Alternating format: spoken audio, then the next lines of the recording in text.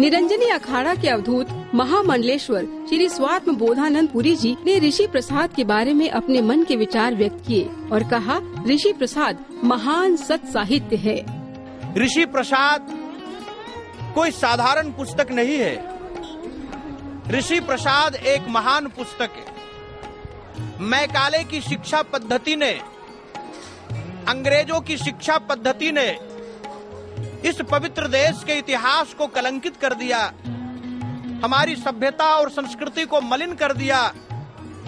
अंग्रेजों की, मैकाले की इस कुटिल चाल को इस राष्ट्र देश के अंदर यदि किसी महापुरुष ने पहचाना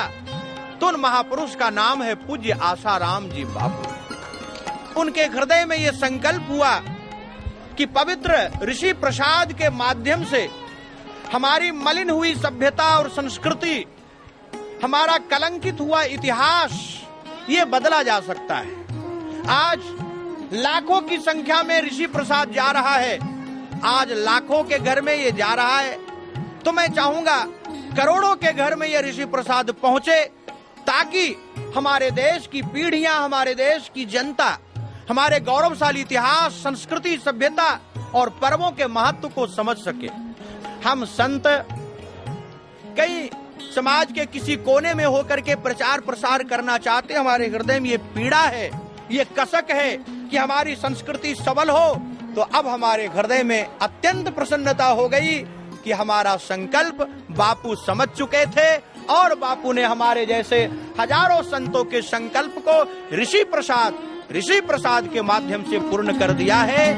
हिंदू राष्ट्र सेना के राष्ट्रीय अध्यक्ष श्री धनंजय देसाई ने ऋषि प्रसाद के बारे में अपने मन के विचार जब व्यक्त किए तो साफ साफ कहा कि ऋषि प्रसाद घर घर पहुंचाने वालों का विश्व युगों युगों तक ऋणी रहेगा। आज हमारे देश के और विश्व के गुरु माने जाने वाले भगवान आसाराम बापू के ऊपर चरित्र हनन के जो दुष्ट आरोप लगाए गए हैं, उसका भेदन करने का सामर्थ्य,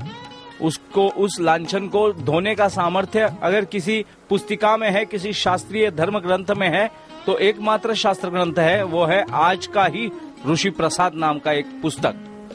ऋषि प्रसाद पुस्तक के माध्यम से करोड़ों हिंदुओं तक भारत का गत वैभवशाली परंपराएं और ऐसी कुछ नुस्खे जिससे उनका उत्थान हो, उनके पीढ़ियों का, उनके पुष्टों का उत्थान हो, उनके कर्म दोष का निवारण होकर वो भक्ति मार्ग के ऊपर सफल हो, ऐसे कुछ नुस्खे, ऐसे कोई टेक्निकल पॉइंट्स शास्त्र में, जो धर्म के शास्त्र में है, वो बताए जाते हैं सरलता से, सुलभता से। और ऋषि प्रसाद घर घर में जाने के कारण जो पिछड़ा वर्ग है, जो अति पिछड़ा वर्ग है, अति पिछड़ा क्षेत्र है और अंतिमता, जो आखिरी व्यक्ति है, समाज का जो आखिरी अंतिम व्यक्ति है, उस तक ऋषि प्रसाद जाने के कारण ही समाज का उत्थान होने की शुरुआत हो चुकी है। और ये ऋषि प्रसाद निर्माण करने वाले आसाराम बापू, उनके जो साधक है, जिन्होंने घर घर तक इस ऋषि प्रसाद को पहुंचाया है,